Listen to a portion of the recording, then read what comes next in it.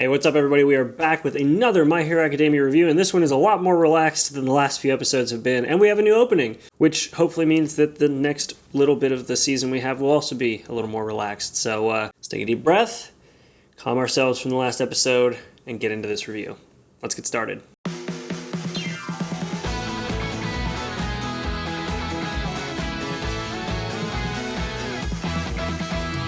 So we start out this episode with Shigaraki and Mr. Compress taking out their aggressions on Overhaul and stealing his quirk from him. And somebody pointed out in the comments that I didn't realize at the time, but that realization that Overhaul has about the loss of his quirk also means that he can't fix the man who he owes his life, his father, the leader of the Yakuza. And so that blood-curdling shout at the end of the interaction that they have is more than just his anger with them taking his weapon, his bullets, but also taking his quirk so that he can no longer pay back his debt. It's kind of dark, actually. We get a new opening that's much more lighthearted than the last few. We don't have as intense of a, gut-wrenching energy, everybody get ready to fight sort of deal. And I actually did a reaction to it before I watched this episode, so if you guys want to check that out, head on over there. You can check out my reaction to it. Should be up by now. And it's a festival arc. It's very festival themed, which means that it's going to be a school festival of some kind. So I'm waiting for the other tropes to drop like we had with Assassination Classroom. So we have yet to have a beach scene or a beach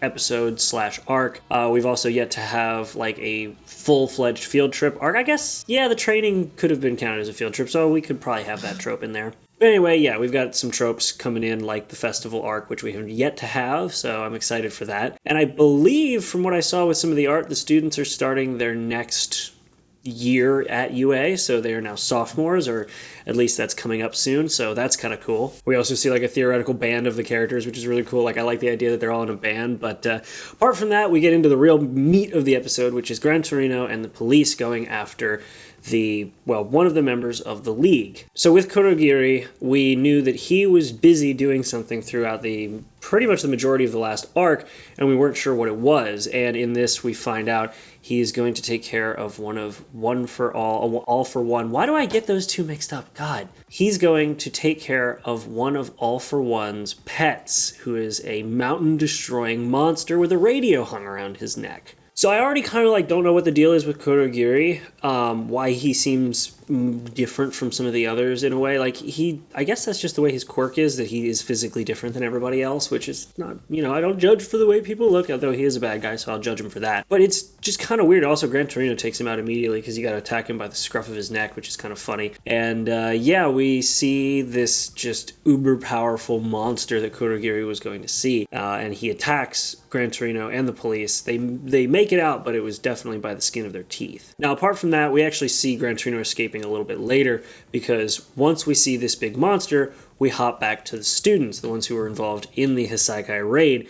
And it's actually kind of cool because we get to see them being released from the hospital, most of them. They wanted to keep Mirio under observation a little bit longer. Obviously, he was the one who took the most damage, second only to, Sir Night-Eye. I guess technically Deku took a lot of damage, but we had Eri obviously reversing all of the damage that he was going through, so that's good. But when we're actually at the hospital, we see Deku, as well as Aizawa and Recovery Girl, seeing on the news that Overhaul's carrier, the paddy wagon he was in, was attacked, and that's one of those things where we very clearly understand where Aizawa is coming from, because he's been doing this for so long, and he's also very good, we find out later, as a bit of kind of a therapist. It's neat and nice to see that side of the character. I've always kind of seen him as a good teacher, but definitely a very sort of hard ass in a way. He's definitely a very laid back and doesn't care a lot, but we do see that he does care, which is nice. Now, we also know that Aizawa's not going to be able to make it back to UA for a little while, because the only ways that the doctors can interact with Eri is if he's there at the hospital to keep her quirk from going off, and because she's still feverish, and because they really don't have any sort of control over her quirk, that is literally the only option, and the only reason why Deku was able to make it out of that fight alive was because Aizawa can obviously disable quirks, which is, especially in Eri's case, a massive asset.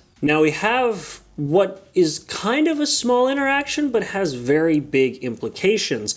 And this is where we have Deku go to visit Mirio, and we see that with Mirio, he's still one of my favorite characters because even with everything that's happened, he very clearly is full of energy, just like Sir Night wants him to be. He is all about, I can't be sad, I need to, what kind of example will he set for Eri? If he's going to try to help Eri out, what kind of example will he set if he's the gloomy one? And so I really do appreciate that with the way his character is. He's been a very consistent character in his mannerisms, so even after one of the worst moments he's had to experience as a professional hero, he is still full of energy. And I think that's really cool and shows a lot about how his character is written and just how the character is in general. But after all of that, Deku, seeing where Mirio is in his life and what Mirio is trying to do and still wanting to be Lemillion, the hero that saves a million people, even with all of that and not having his quirk, Deku kind of falls into exactly what Sir Night wanted Deku to do, which was to realize that Mirio was a perfect vessel for One for All. And he offers it to him. He literally goes, let's say that I could offer you my quirk. Let's say I could give you my quirk. Mirio shuts him down immediately. He kind of points out he's not in any major rush to get his quirk back. He has a couple different things that he's kind of not betting on, but sort of bringing up as a possibility. One of them is that maybe his quirk will just come back. He's going to try a lot of things to just get his quirk to come back. And then the other thing, which is actually something that I had kind of thought of beforehand, you can say I have the Walmart version of foresight if you would, because I have guessed quite a few things correct, unfortunately, like I guessed Sir Night-Eye's death, unfortunately. But with my Walmart edition of foresight, I kind of figured that potentially they could use Eri to rewind Mirio back to a time before he lost his quirk. And that is also one of the options that Mirio is sort of banking on. So it's kind of cool to see that the writer, the characters, and I, and as well as probably quite a few viewers, are all sort of on the same mindset. I do like when there's a consistency with the character writing and the way the viewers are perceiving things. And at the end of that interaction, we have All Might, who overheard the entire conversation, or potentially a good chunk of it, the meaty bits at least. And yeah, I can't wait for him to talk to Deku about the fact that he offered Mirio his quirk. That's big. Now, once Deku's done talking with Mirio and he and Kirishima are discharged from the hospital, they're actually picked up by the police for questioning. They want to kind of debrief them on everything that happened. And that took quite a while, and they finally, later in the evening, got back to UA, to their dorms. We also see that it took a while for Tsuya and Uraraka to make it back as well, because they were doing a lot of paperwork with Ryukyu at her office. So it's pretty interesting. These characters really are ramping up to do a lot of professional hero stuff. They're interacting with the police, they're being useful in cases, they're fighting their hardest to actually complete missions, and then, of course, just like police and firefighters and anybody who is involved with any sort of public affairs has a lot of paperwork to do afterwards. So it's kind of cool how well this world is written to sort of balance everything out between the world that they live in and how things would have actually been handled in a world not run by superheroes, but a world with superheroes. We also finally get to see Bakugo and Todoroki at the, I guess, middle to tail end portion of their provisional license training. Bakugo's still, of course, got a bad attitude, and Todoroki's still very blasé about the whole thing, so some things never change. And it feels like so much should have changed because it feels like it's been such a long time, but in reality, this entire arc has probably taken place over 2 to 3 days, maybe 4 days. It's been pretty nuts, like how short of a period of time this entire arc has taken place. Not the entire arc, but the fighting and everything. They finally get back to the dorms. Everybody's happy to see them. Everybody was worried for them, saw what happened on the news, followed the story. They knew what was going on, and were very supportive and very energetic. And it was actually kind of funny because Ida cuts in and tells them to, let them be. They clearly need to relax, calm down a little bit, that kind of deal. And Deku tells him that everything's fine. And so because everything's fine, he just shakes Deku back and forth, yelling at them about how worried he was for them. So I love how each character has their own kind of way of expressing care and concern and love for these other characters in the dorms. It's kind of nice. Especially since Ida and Todoroki were two of the characters that Deku actually sort of broke down in front of whenever he was being stressed to his limit with all of the stuff he had to keep to himself about this mission as it was coming up. So Ida and Todoroki basically got a first-hand idea of how stressed these poor guys were. And then he shakes him. Well, yeah, you missed it. Then he shakes him around. So that was something.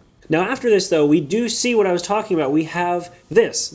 We have Aizawa as a great therapist. You know, he's been doing it so long that I guess he does just understand what people feel like. And we have Uraraka sort of changing her idea, her reason for being a hero, because as we know, one of her main reasons for being a hero is she wanted to do it for money. She wanted to make enough money so that her parents could live easily, since her parents always work so hard.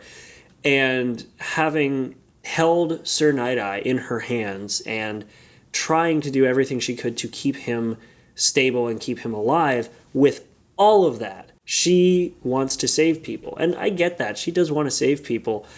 I think it's kind of cool and very interesting that we have another dimension to the character. Obviously, you know, becoming a hero means you save people, but her reasoning, especially being as traumatic as the experience was that they just went through, having that mentality change somewhat is actually pretty meaningful for the character, and I like it. However, like I said in the last episode's review, from the preview that we saw last episode for this episode, it looked like the characters would have a very difficult time sleeping. They were very affected by what they experienced. And sure enough, that's exactly the case, because they really did kind of just lay there, and Deku even said, he's like, I didn't sleep that night, you know, and it really affected them. And it's kind of interesting that we see how each character sort of deals with their own trauma in a way. Because yeah, that was their first big mission, and now they know what it's like to be in the front lines with other pros. After that, we do shift gears over to Todoroki and Bakugo, because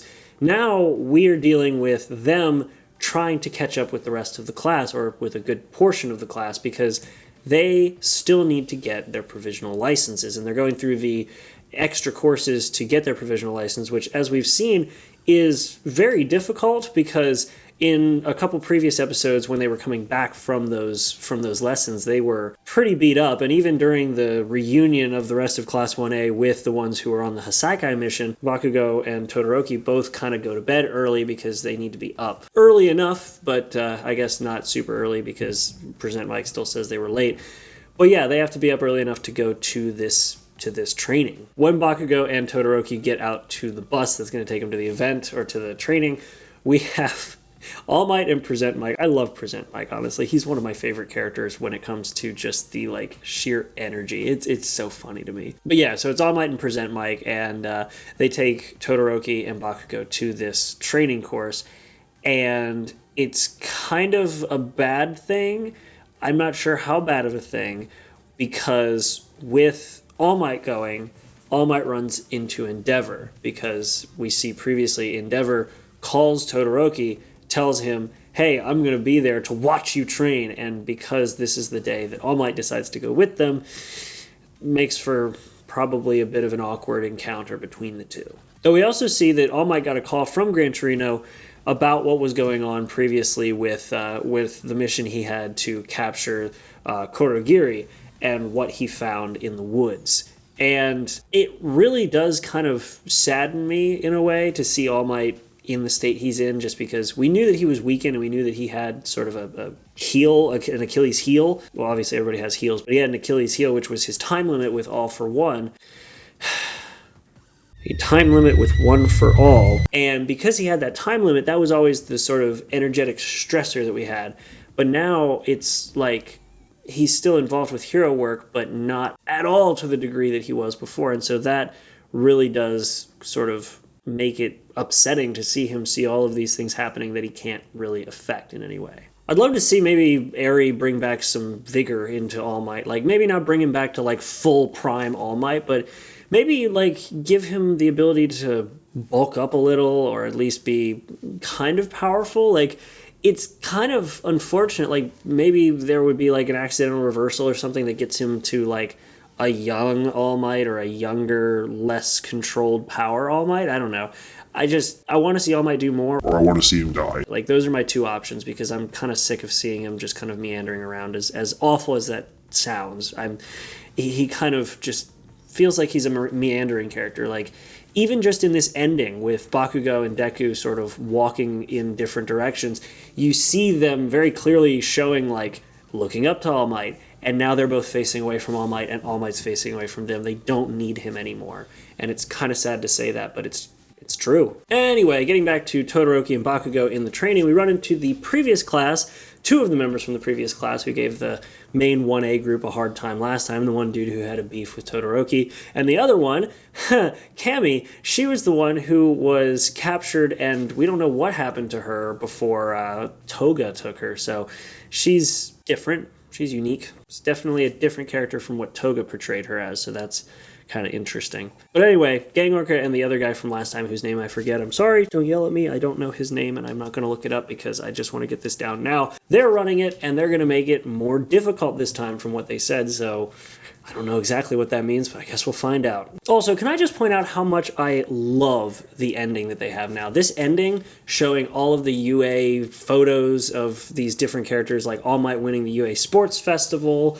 We have Toga, oddly enough, with, I guess, her class before she became a villain. We also have Mirio and Tamaki and all of these other characters in, like, these memory photos, which I think is so cool. We have poor Todoroki's picture, and we have a bunch of other stuff going on, so it's neat, and I'm looking forward to, obviously, more of what's going to be happening next episode.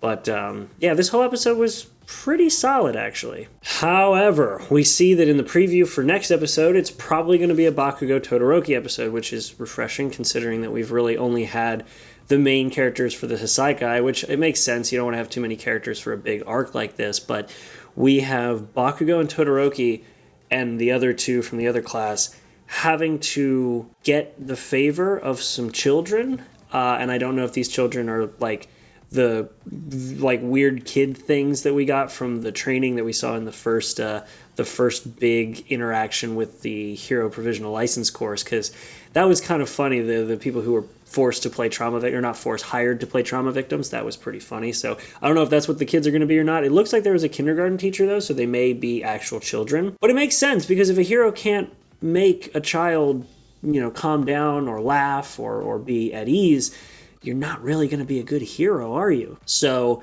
I guess time will tell what's going to happen next episode, but I'm really excited to see it. I liked this episode a lot. It was actually a very good episode. It was refreshing to kind of have a calming, kind of more chill episode where we sort of have the characters getting back into their element in school and not be in mortal danger for 5 episodes straight. So it was nice and relaxing. And I hope you guys enjoyed it. If you want to check it out, check out the video down below. You can see it for yourself.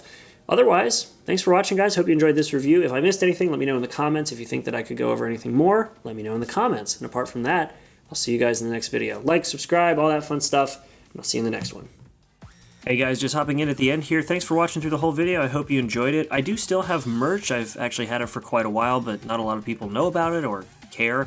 And so if you guys want to support me or check it out just because it looks cool, go to the link in the description. You can see some of the designs I have, like the Steel Frodo in Steins Gate design, or even the Mob Psycho 100 design, and maybe even buy one if you like it, or don't. I cried myself to sleep at night anyway. So either way, guys, hope you enjoyed the video. Thanks for watching again, and I'll see you in the next one.